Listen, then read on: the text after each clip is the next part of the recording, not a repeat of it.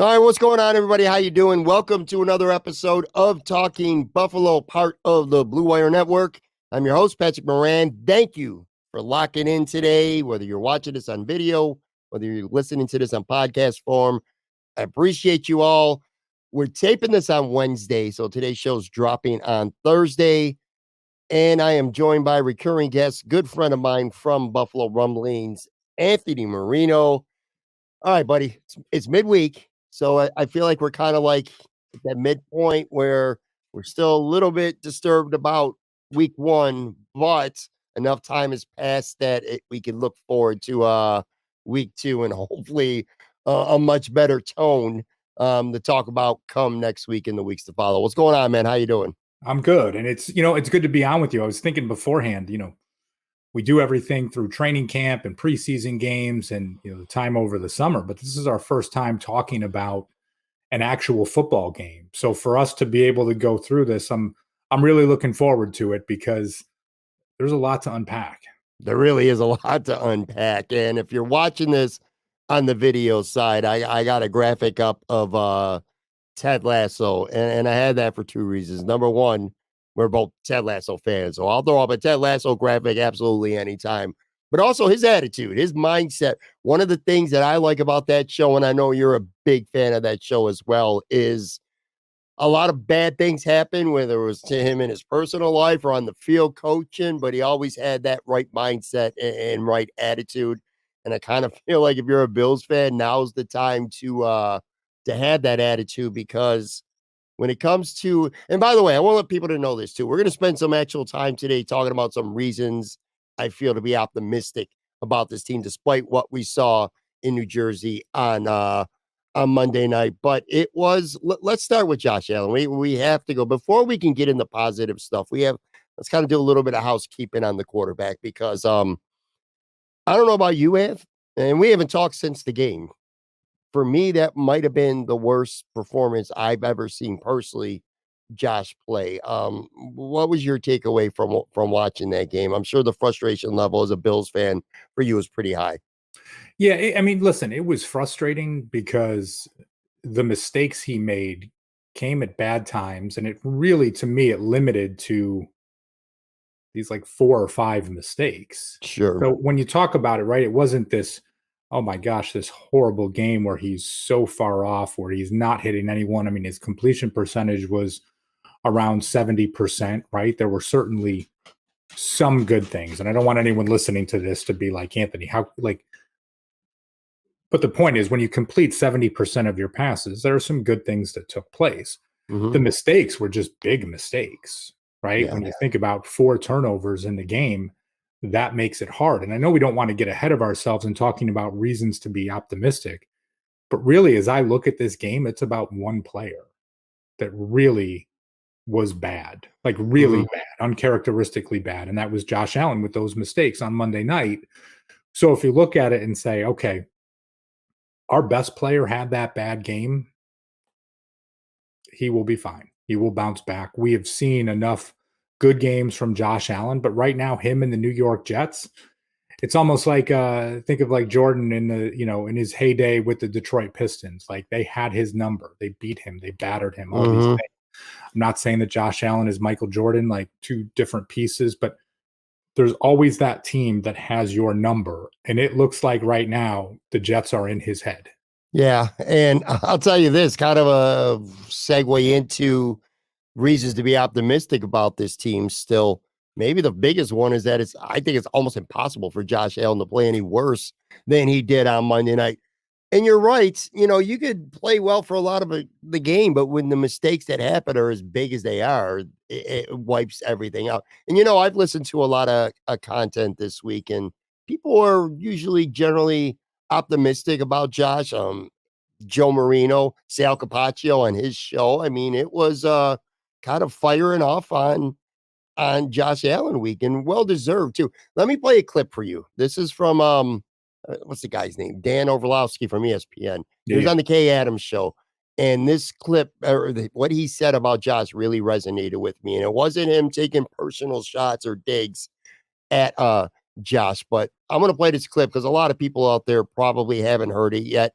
I don't know if you have, I It have. was flowing around Twitter. All right. Well, let me play this clip and then we'll come back and I'll get your reaction from him because I think it's really well said by Dan. Here it is. I love Josh. I do. There's no bigger fan of Josh's than I. I've spent time with them. I got to hang out with them for a couple times this summer. I love Josh. I'm a huge fan of the person as well. Last night is one of those games where you sit there and you watch it with them. If I was his coach and I would look him dead in the eye and go, "Bud, we got to grow up. Like, we got to grow up, man.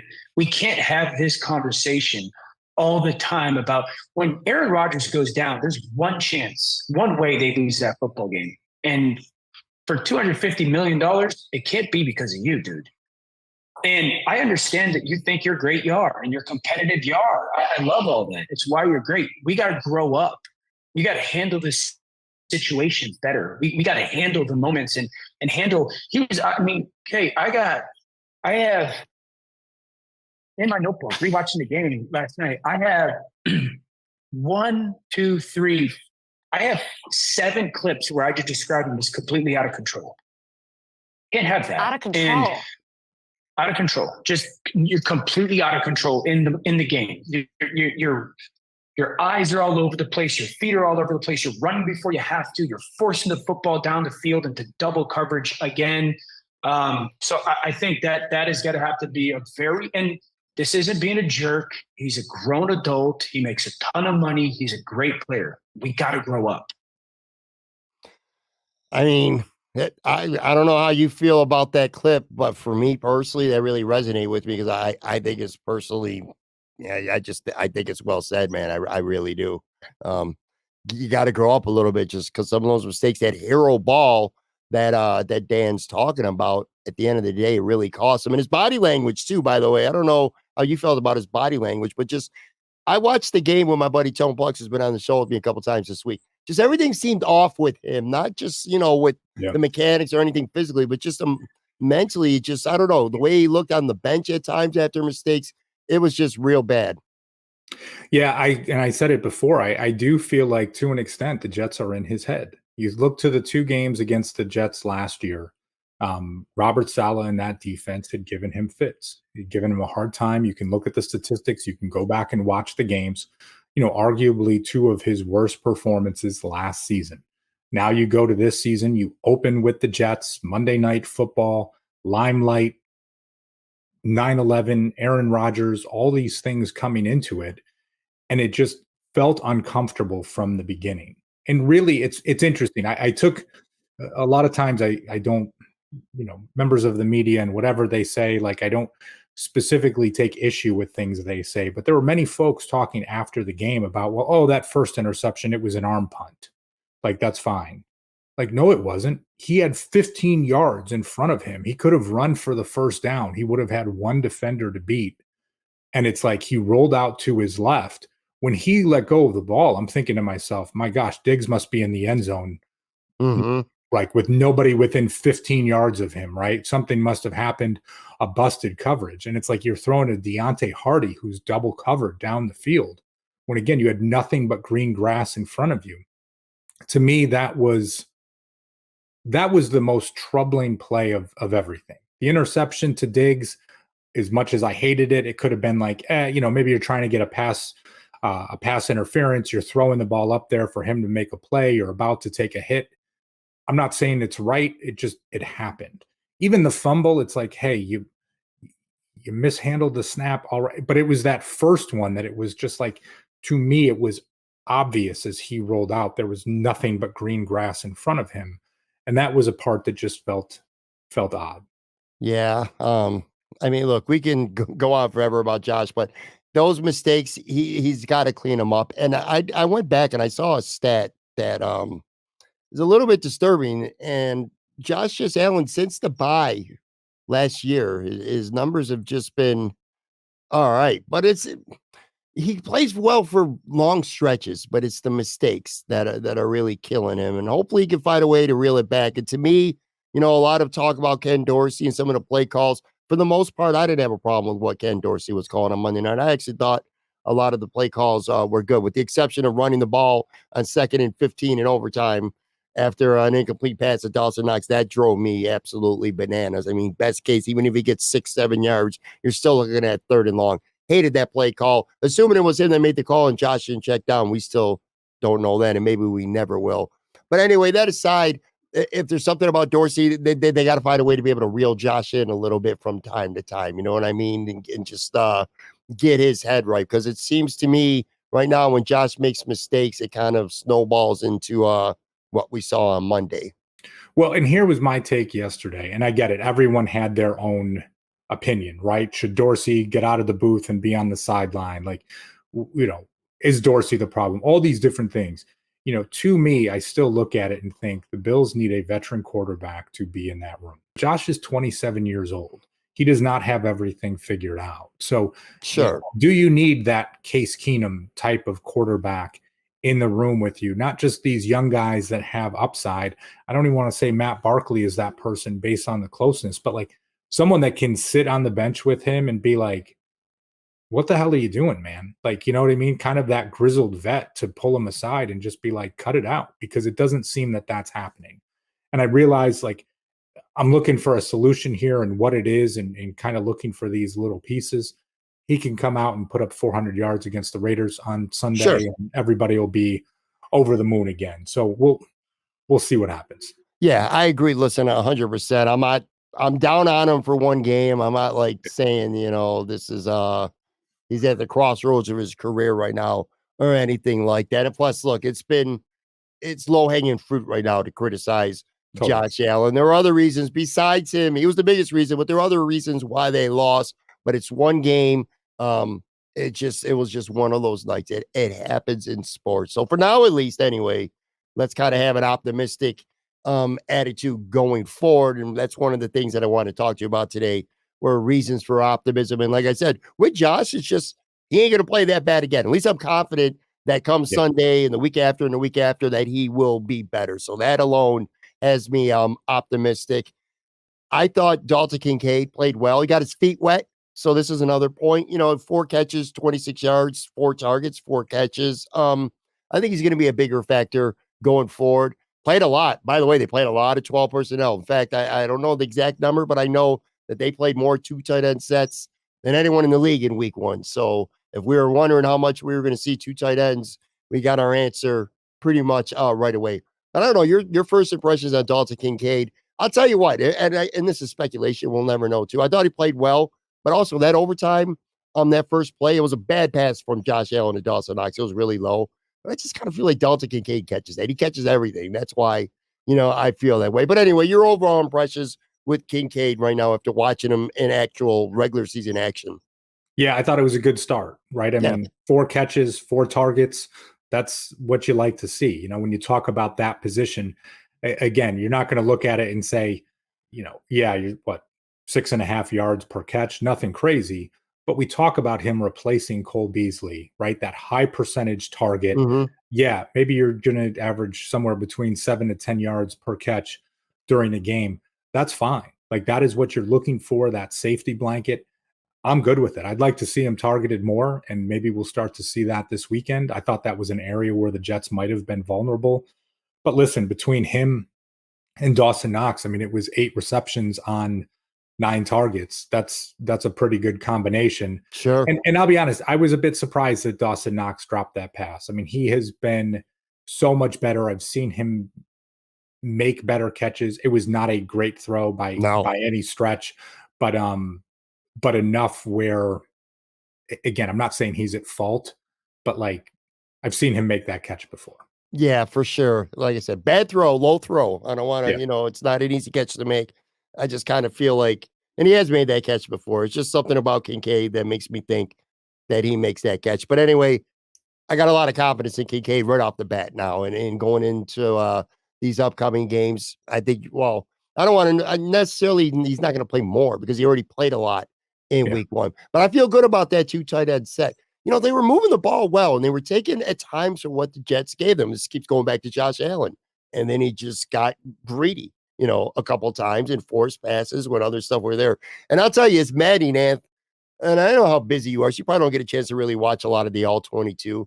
But as bad as it seemed to some people, and I keep going back to Josh here, as bad as he looked at times on Monday night, watching it in person live, when you watch the film, it was like literally, it was even worse. And I say that because I saw one of the interceptions where we're talking about tight ends here. Dawson Knox was wide open. It was that double throw down or that deep throw to Hardy down the field. Dawson Knox wide open. Well, that one in the interception to Gabe Davis, targeted to Gabe Davis, Yeah, where Stefon Diggs was, 2 yards past the sticks, like yeah. literally wide open. And it's, you look at it. I don't want to sound like I'm just brushing it off and saying, listen, it's the Jets. This is that team that has his number right now. But that's going to be my take until Sunday's game. Yeah, and it's fair. And I'm kind of going like a little bit out of number here, but one of my points when it's like reasons for optimism is to not put too much stock into one game, because the Jets just always seem to have Josh Allen and the Bills offense number. They're athletic. Their physical defense, their front four is really good. Quentin Williams is one of the best players in the NFL. And this ain't nothing new. If you've watched the Bills-Jets games over the last couple years, even when the Bills win, the Bills lost to New York last year on the road too. It's like they just seem to be a bad matchup for the Bills. I was telling my guy Tone, I was like, you know what? I'd rather the Bills played in Kansas City or almost anywhere else in an AFC Championship game than having to play the Jets. Not because the Jets are better than these other teams. They just match up against the Bills a lot better. Well, and here's the thing I keep telling myself too, right? 2 seasons ago, Bills open at home against the Pittsburgh Steelers, look horrible, right? Get worked, block punt for a touchdown, all of these things. The offense is putrid that day. Of course, you fast forward to the end of that season, everyone's saying, gosh, if 13 seconds doesn't happen, the Bills win the Super Bowl, and then they're everyone's, pick. Last year, the Bills come out looking as good as you possibly could against the Rams, right? Thursday night football, opening night. Expectations went from high to sky high that evening. And then obviously the season ended in a dud against the Cincinnati Bengals. So like historically, as you said, it's one game. Yeah, it would be a hell of a lot more fun to be talking with you about a win today. And if things were humming and if Josh looked good and all this and that, but that wasn't Monday night. And in a weird way, like even when Rodgers went down, like take no joy in seeing anyone go down on the football field and Aaron Rodgers, like the game, it felt weird going into it. 4 plays into the Jets offense, it felt even weirder. And the way things ended, it was just an empty feeling at the end of that. Even if the Bills won in overtime, there would have been no joy taken from Monday night. Yeah, look, I made no secrets that I hate Aaron Rodgers, but that sucked. I don't want to see that happen to any player out there. It was funny during that game too. I always feel like when the Bills get the ball, because of Josh Allen in this offense, I don't care who they're playing. I don't care where it's at. And I don't care what the conditions are. I always feel like anytime the Bills start a drive, it's going to end in a score. That's just the way I feel because we've seen it so many times. Doesn't always work out that way, but that's how I feel confidence-wise. Monday, I don't know what it was, but I just did not feel good anytime the Bills had the ball. But everything that's going on with offense, turning this back to optimistic things, we haven't spent, whether it's you and I or other shows that I'm listening to this week, not a lot on the deep. The defense played really well. And I know it's easy to say that because it's a backup quarterback, wasn't prepared to start the game, but I don't give a shit. You're on the road. Prime time, I thought the defense came to play. Leonard Floyd, dude, I like that guy right off the bat. 1.5 sacks. Rizzo didn't have any sacks, but he was excellent. I thought the whole defense and specifically the front four played really well. Yeah, I thought so too. And again, you talk about Floyd, you talk about Rousseau. I mean, those 2 guys were active. They were a menace all night long. And Gregory Rousseau, to your point, you can look at the stats and say like, okay, hey, did he really do anything? Right from the beginning, he was in the backfield, right? Those first, those first few snaps that Aaron Rodgers had. I mean, the one should have been a sack, right? Rousseau Rodgers got out of it and that was fine. But we've talked about him, right? And the optimism that comes from a player like Rousseau. And then think to yourself, yeah, hey, Floyd, what he brought to the table on Monday, that gives you the chance to ease Von Miller back after he returns from the PUP list. So there's a reason to feel good about that. And again, for the most part, with a couple of plays that were exceptions, the defense was on point. I'll tell you, Greg Rousseau is a perfect example, at least that game specifically, of just how stats can be bullshit. You know what I mean? It's he didn't have great numbers, but he was a big factor. He was in the backfield a lot. He set the edge really well. I know he had one run. I think it might have been stopped at the line. So again, it wasn't even considered technically a tackle for a loss, but it was just a great play. Yeah, Leonard Floyd, my buddy Pucks and I were, because he's had 9 sacks 3 straight years, and I was like, he was thinking, oh, that's not gonna happen this year. I'm like, well, he's already only got 7.5 more to go after one game. And yeah, Von Miller coming back at some point. There's reasons to be excited right now about this defense. I didn't have him on our list originally, but Terrell Bernard, I can't believe I'm saying this, because I in the first half, you saw on Twitter, I saw you made a comment too. I said he was horrible because there were a couple plays in a row where he kind of got blown up in the running game. But I actually thought he played really well after that. Second half, he shot the gap a couple times, made a couple nice plays. I watched Eric Turner, which, by the way, Bills fans, if you want to watch some really good film, go to Cover One. Eric Turner every week breaks down certain players and things. And this week he really focused on Bernard. And I thought that film was excellent. It was like 19 minutes. And I watched the entire 19 minutes. And I came away from that saying, you know what? This guy played pretty well, especially in pass coverage. He took away a lot of things that you gotta watch the film to appreciate. So I'm offering a semi-apology right now to Terrell Bernard, at least for now. It might not last long, but I thought he played better than I gave him credit for. Well, here's what I'll say about Terrell Bernard too. And I didn't notice anything glaring the other night in watching the game, right? And sometimes with it, not going back and doing the all 22 or those pieces, it wasn't that I'm sitting there and like, oh, there they go, taking advantage of Terrell Bernard again. Early in the game, like you said, saw one play. But here is a guy, you have to let him play through some things, right? Second-year player, misses the preseason. You would hope that, like, as things go on this season, yeah, there might be some mistakes early on, but you got to let him work through it, right? Coming into this position, and hopefully he can, and at least a reason for some optimism. His size worries me a little bit, right? A little bit undersized when it comes to playing the middle there, but we'll see what happens. The Bills desperately want him to work out because, well, for a lot of reasons, obviously, but one of them is, next year with the cap situation, and they're not going to be able to go on and get veterans like they did. They might have to make some tough decisions. So to have your starting middle linebacker, which next year would only be year 3 of a rookie contract, and him having a full season of starting experience will go a long way. So I could totally see why they started Bernard. Plus, I mean, we watch it with our own eyes. Terrell Dodson is just not a starting he's just not a starting middle linebacker, period. But yeah, sticking with the defense, the front. What about Matt Milano? One another like all pro. It's almost like we take this guy's so good, it's easy to take him for granted. I mean, he shoots those gaps. He had an interception, a big tackle for a loss. It was only week 1, but like that was already all pro Matt Milano right there. Listen, I'm going to say this, and it won't be popular, and people know that I love Matt Milano and the player that he is. Mm-hmm. But that 15-yard taunting penalty cost the Bills, right? Yeah, because you lose 15 yards after an interception, you're in a position where, right, you're heading into the half.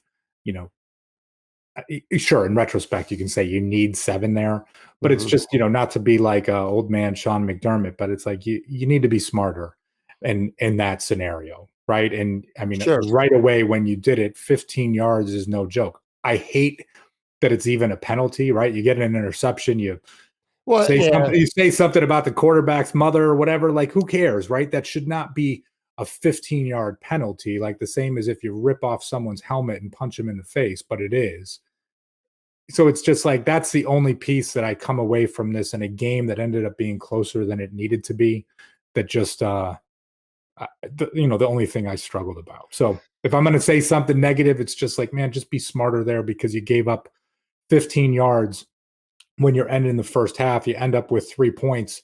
If that's 7, maybe it's a different outcome. Maybe. And I to be honest with you, though, I thought that was kind of a ticky-tack. It totally was. But I've seen a lot more egregious. You knew the flag was coming. I mean, it was And it's one of those pieces, and I get it. I'm a little more old school. You see people like, hey, it was worth the 15 yards, and you're just like, I'd rather have the 15 yards than the kind of the cool moment in Zach Wilson's face. Agreed. I agree 100%. The funny thing too is that interception was probably one of Milano's least best plays of the game because it was literally a gift. Yeah. I mean, it was just an absolute. I could have picked it off if I would have happened to be standing there. It was just a horrible throwing decision from Zach Wilson. But that aside, I love Matt Milano, man. He played well. He is truly an anchor on this defense. And I talked about the defensive line. I'd be remiss. I should say Ed Oliver played very well too. I thought he had a good game. And then one other guy that I really liked a lot was Micah Hyde.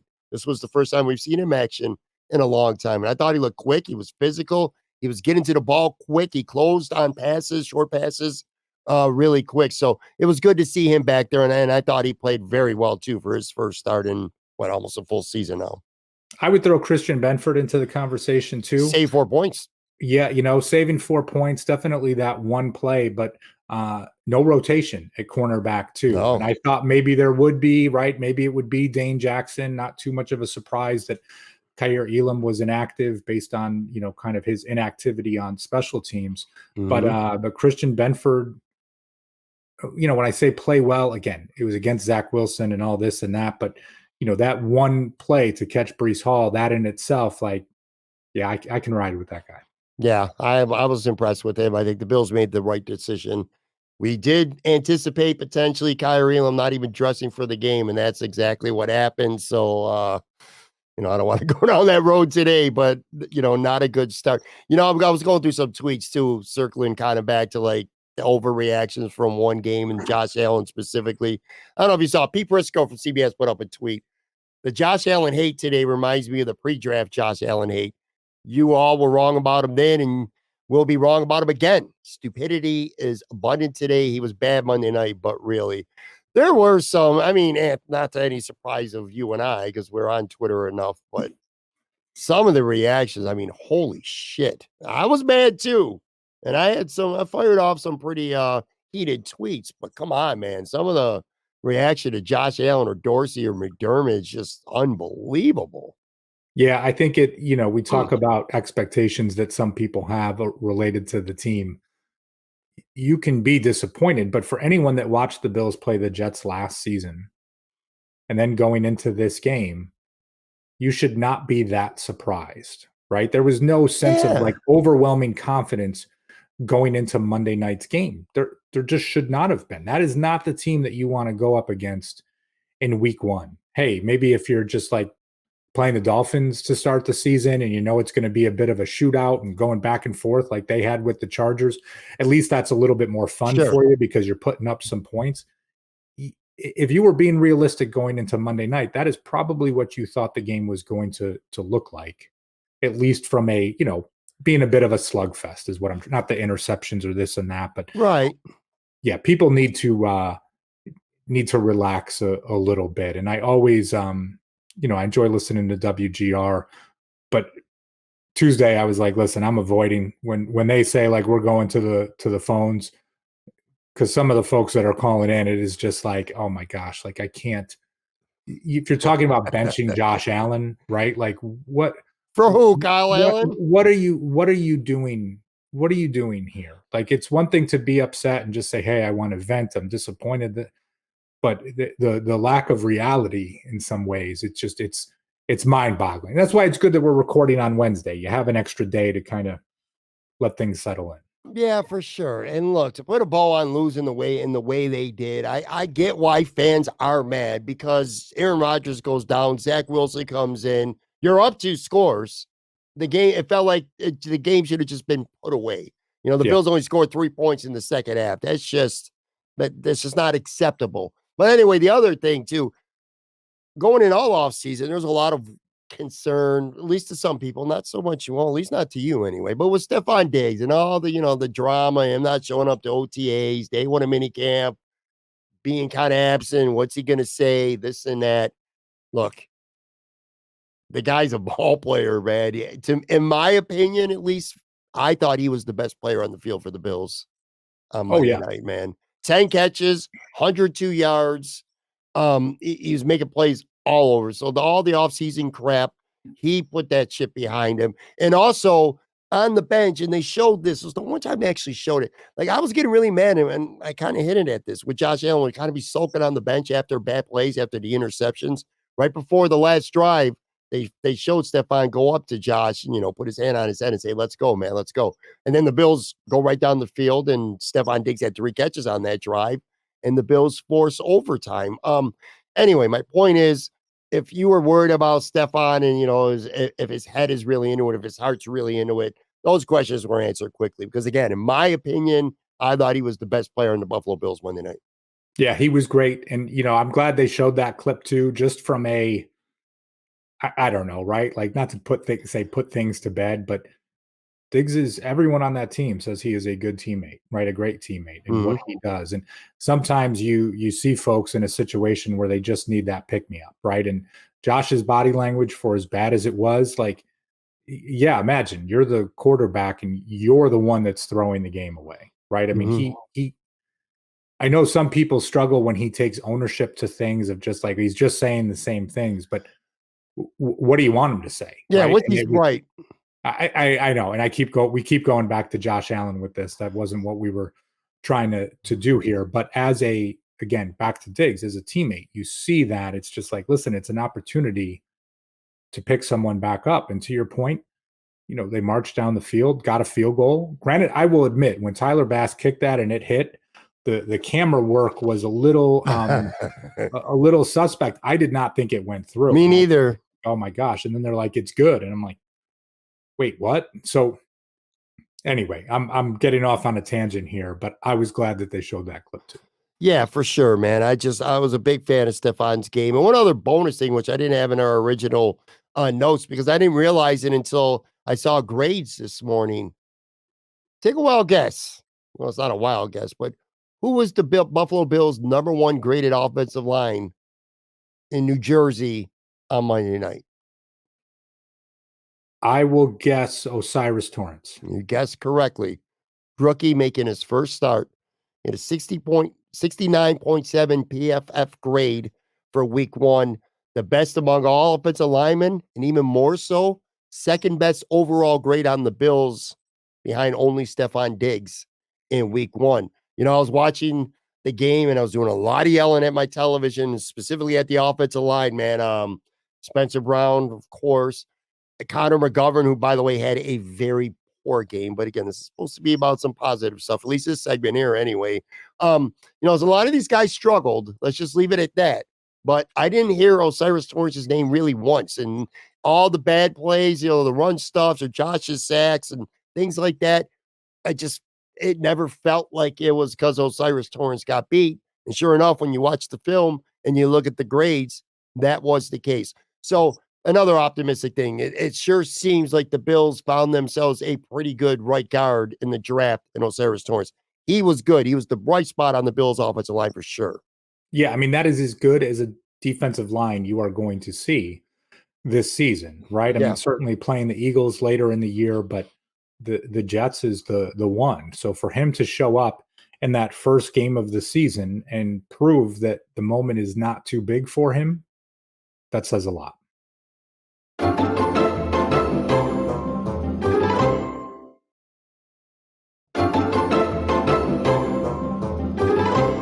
All right, I'm back here with Anthony Marino from Buffalo Rumblings. By the way, this is dropping Thursday. If you happen to be around South Buffalo on Thursday night, pop up to Imperial Pizza. I'm going to have Nate Gary from WGR live with me, and God only knows what his takes. I will say, you said, it's been a couple days now.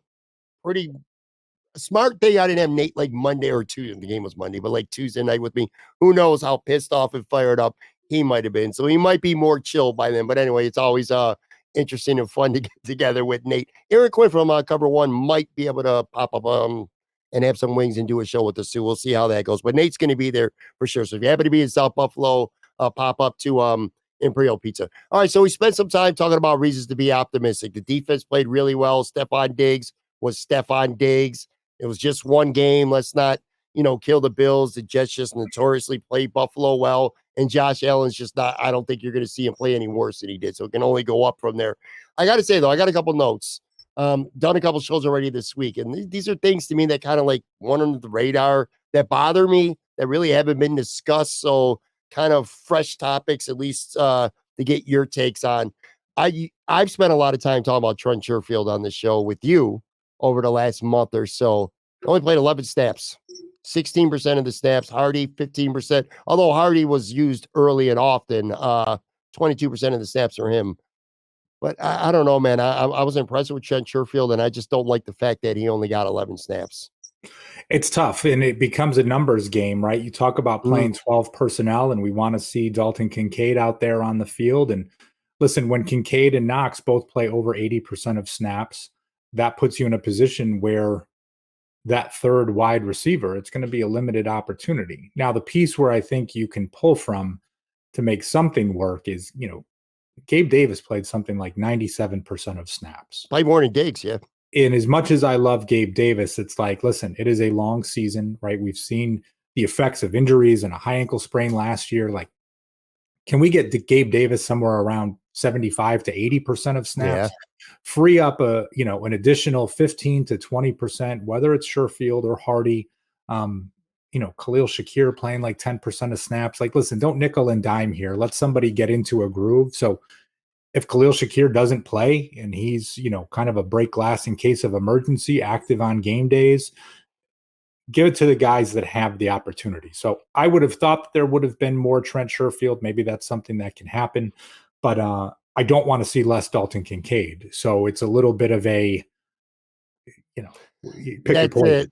That's admittedly a bit of a nitpick just because I'm a big Trent Sherfield guy. But yeah, you're right. I can't sit there and say, well, I want Dalton Kincaid out there. He's put his best foot forward early on, made some plays, and I'm confident in him. And then in the next breath say, well, where's Trent Sherfield? Because more times than not, if Kincaid's out there, then Dawson Knox is out there as well.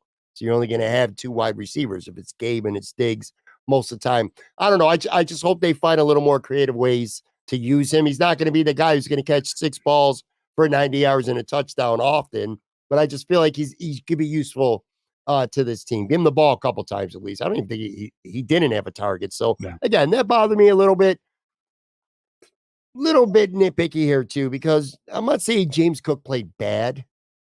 That's not what I'm saying, but I don't know, man. The tough yards is what I need to see. Like his speed, he had a 13-yard run. He had a couple nice plays, and you saw some patience and acceleration with him. And if that holds there, he can hit it pretty quickly. But I need to see some. I don't know. I just wasn't that high on his game for week 1, and I know it was his first start. I want to see him get tough yards between the tackles. I want to see him break a couple tackles. I just didn't see that, and it's not even that I don't like him. I have a feeling this is going to slowly morph into a committee approach. I think you're going to see a little more Murray. You're going to see a little more Damian Harris. I don't know, man. What was your take? Let me ask you this. What was your take on James Cook's first game? Yeah, I mean, there was one point during the game, and I texted with my buddy Brett back and forth throughout where I was almost like, man, it seems like they're going to Cook a lot.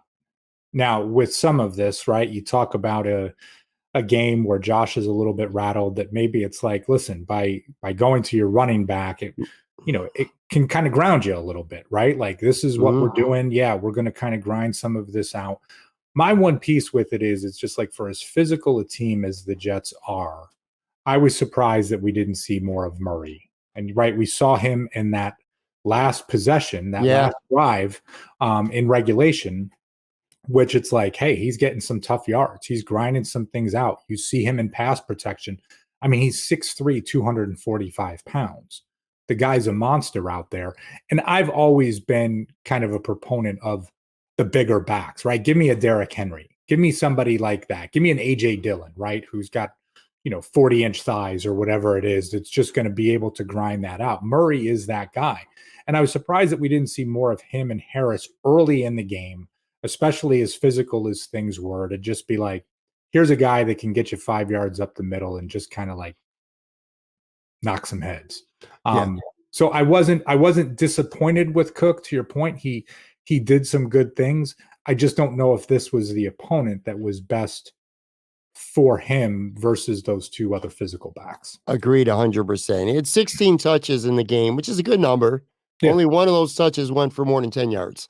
I don't know. He seems like the kind of guy that could really hurt a defense when you're worried about the Bills throwing the ball over the field, and you're going to surrender the run because again he's fast, he's quick, he hits the holes quick. He'll have some big games, and I'm being nitpicky. I got nothing. I don't dislike James Cook. I agree with you. This felt like a game to me, or if you're going to pound the ball and try to protect the lead, like Latavius Murray should have got him more run just because of his size. But again, being a little bit nitpicky. Tell you one thing I'm not being nitpicky about, though. I thought I was the only one who had this opinion, and then I listened to Joe Marino's Locked On Bills earlier this morning, or actually no, late last night on Tuesday night. He broke down the film and he had his opinions. And one guy that he was pretty down on was Jordan Poyer. And I'm a big Jordan Poyer guy. I was very happy for him to resign. I think we talked about it a couple weeks ago, that Pittsburgh game where he just took a bad angle and got smoked.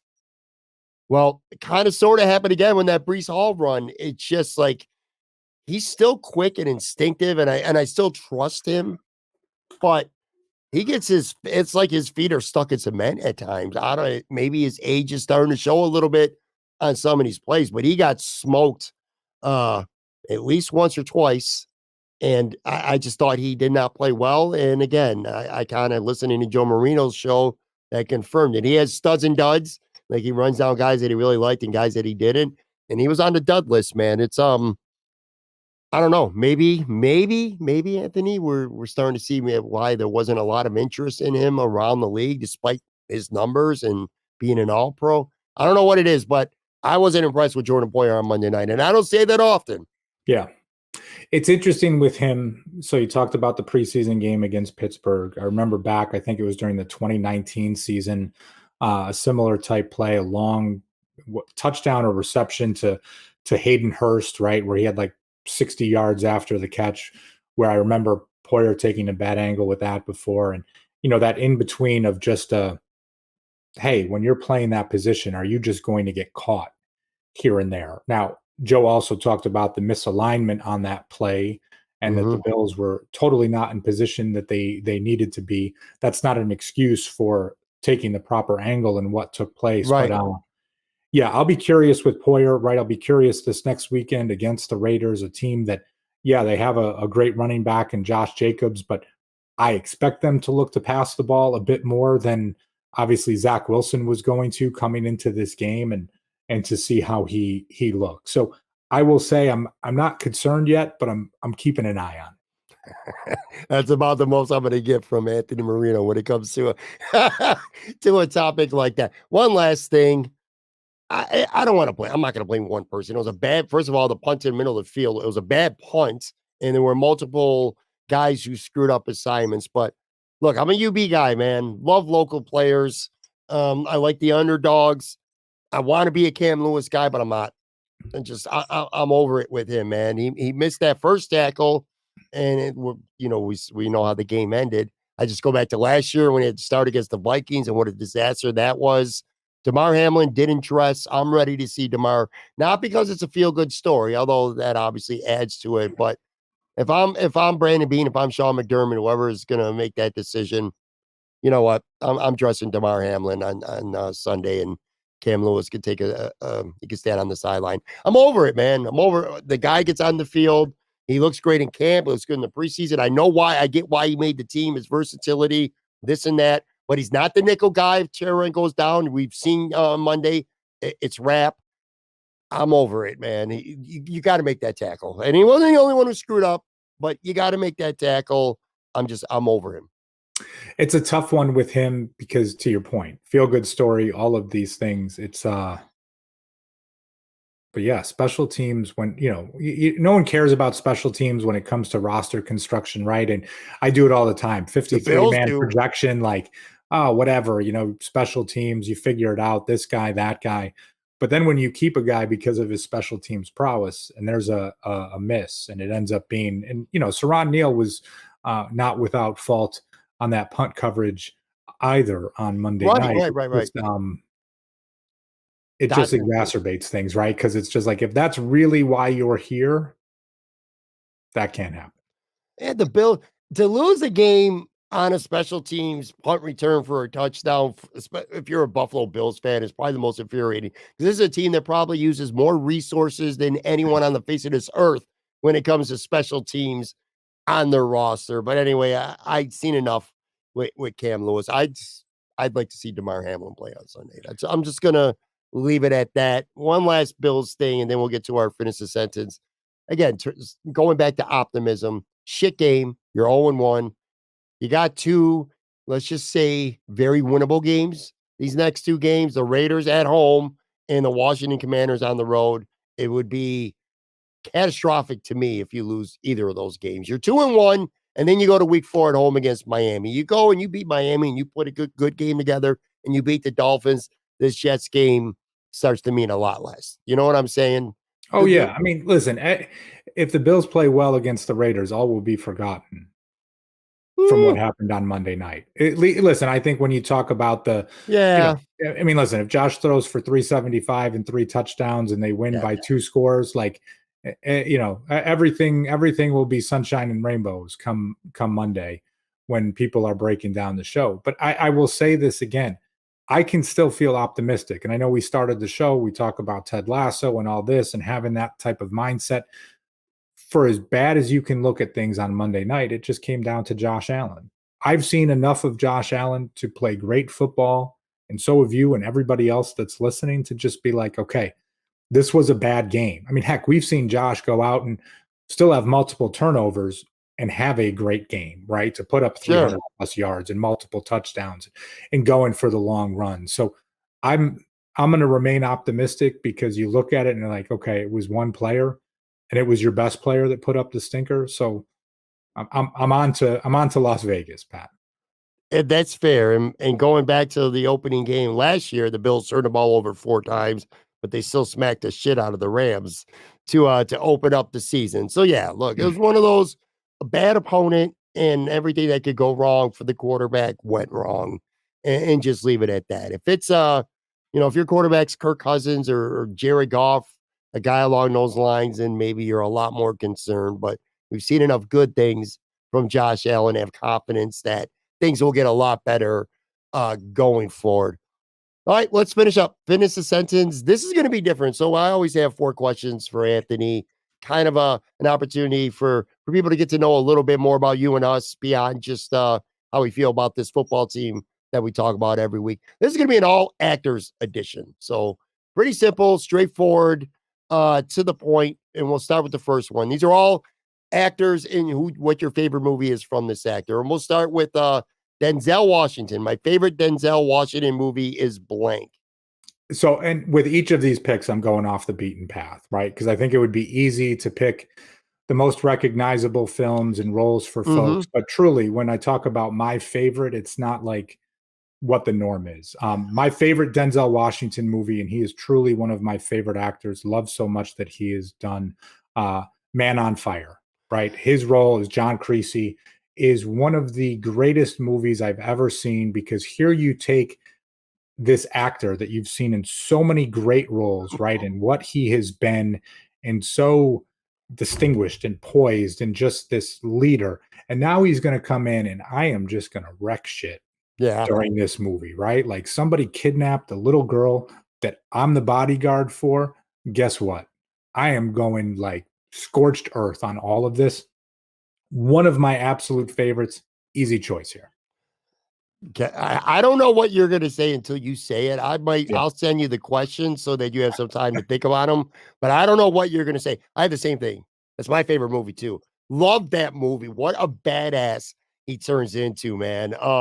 Yeah, he's willing to die, literally die to save the girl. And he does. Well, I just gave a spoiler away, but you know what? Who cares, man? That shit is so old. But anyway, yeah, easy choice for me too. I did have as a runner-up. It's a Christmas movie, The Preacher's Wife. I loved him in that as well. That was good. But yeah, nothing compares to Man on Fire. I'm pleasantly surprised that you picked that. And it's a rare time where we actually say the same answer. All right. My favorite Robert De Niro movie is, this is hard because there's like a billion of them. And this is going to be unpopular because people are like, yeah, that's not like a traditional De Niro movie. But I still remember when I went to see Meet the Parents, And just honestly, like for him, out of character, right, in that comedic role in a way that was just so different than anything else he had done. Yeah, it would be easy for me to say, Goodfellas or Raging Bull or anything like that. But it's just like when I think of De Niro, I mean, that movie, I laughed so hard throughout that, and I just thought it was a lot of fun. So that was the first thing that came to mind. Some of your listeners are probably like, Anthony, what are you doing? You're talking about Robert De Niro here, but for me, that was just that was one that stood out. That's a good one. That would be on my short list, but for me, it's got to be Godfather 2, either or Coin Flip. Taxi Driver. I don't even know if you've seen that. That's an old movie of De Niro. He was excellent in that. One of the most iconic actors, of all time. I wanted to say Goodfellas, but I don't was he really a star in that movie? It just felt like he was like one of 4 or 5, main characters. I kind of say the same thing about The Godfather 2, I suppose, but I don't know. Anyway, all right, 2 more here. I don't like having people like Robert De Niro on. That's just too hard because there's so many freaking good movies. My favorite Vince Vaughn movie is blank. Swingers. And that is one when that movie came out. Remember watching it with my buddies, not knowing who Vince Vaughn was, right? Had seen John Favreau and some stuff and had read an article about the movie and how, Favreau kind of pulled this together. I don't remember all of the specifics, but right, this low budget indie film. At that point, I was in my early 20s, right? So you can kind of, in whatever way, relate to going out with your buddies on the weekends and having a good time. And Vince Vaughn just stole every single scene that he had in that movie, right? I mean, just playing with Sega Genesis hockey and just, like kind of the smack talk that he had going on through the entire thing. It was just like, what a memorable performance. And, his first performance that so many folks would see, right? Maybe you saw him beforehand in Rudy, but that's like, you didn't know who Vince Vaughn was or any of those sides to it, but just his best performance, like his first major type of gig that he had, and he was great. 2 of these first 3, because I agree, by the way, Swingers was my pick as well. I thought they would be harder because of how many movies, these actors have been in, but I agree. This was actually kind of an easy choice. And he's in a lot of popular ones too, like Old School and Dodgeball. He was really good in The Breakup with Jennifer Aniston too. And you saw another side of Vince Vaughn that you usually don't see in movies. 4 Christmases was pretty good too with Reese Witherspoon. But yeah, for me, without a question, his breakout performance was with Swingers. All right, last one. My favorite Kevin Costner movie is blank. I'm curious if you've seen this movie, but it's McFarland USA. And again, kind of going off the beaten path with things here, maybe things folks haven't seen. Yeah, it would be easy to say Field of Dreams, but McFarland USA, Kevin Costner goes from being a football coach to a cross-country coach at a school in Texas, and really needs to build a program and finding these young athletes. In many ways, there's a language barrier, there's a cultural barrier. It's a Disney film, so if you have Disney Plus, you can pull it up. Not too long, but just taking a group of guys and forming them into one of the great cross-country programs in the state of Texas, guys that had never run before and never done any of that work. I thought it was a great representation, again, overcoming some cultural barriers, and not to make it sound like it's the the Remember the Titans of cross-country movies, because I mean, can you even think of a cross-country movie out there? But it hits all of those great sports movie points of coming together, and it's one of my favorites, and I think a great role for Costner. It's relatively recent. I mean, maybe within the last 10 years. I'll have to check that out. I've never seen that movie. There's a lot of good choices. Field of Dreams would be the most obvious one, but have you seen Tin Cup? Yeah, I love Tin Cup.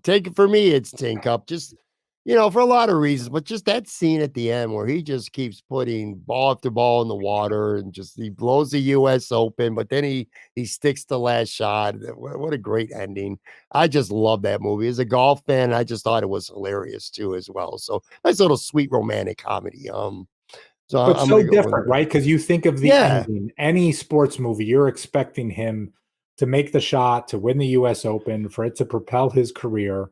And it was just the exact opposite, right? And him just holding his hand out to get another golf ball. Yeah. And, Cheech Marin, who's playing his caddy, is just like Doesn't want resisting, and he just keeps putting his hand out again and again. Like, there's still not a ball in my hand. That's a great pick. It was. All right, let's end this show on a positive note. Bills are at home. The home opener on Sunday, 1 p.m. game. By the way, love 1 p.m. games. I did not like Monday night. Do you like Monday night games when the Bills play? I hate it. It takes forever to get there. Sunday night football goes all day. Time passes fine. Monday night football, hate it. The thing that I'm okay with any of the primetime games is just because there's less conflicts going on, right? It's not, oh, my kid might have something or we've got a commitment. That's true. An event I've got to get to for work. Like usually 8:30 on Monday night, there is nothing going on. You can settle down. But as I get older though, it's just I'm okay with Sunday at 1:00. I really like Sunday at 4:00. I think Sunday at 4:00 is another good time. You can kind of, plan whatever food you're doing for dinner around it, early dinner time of things. But look at me now, I'm talking about like the early bird special here. So.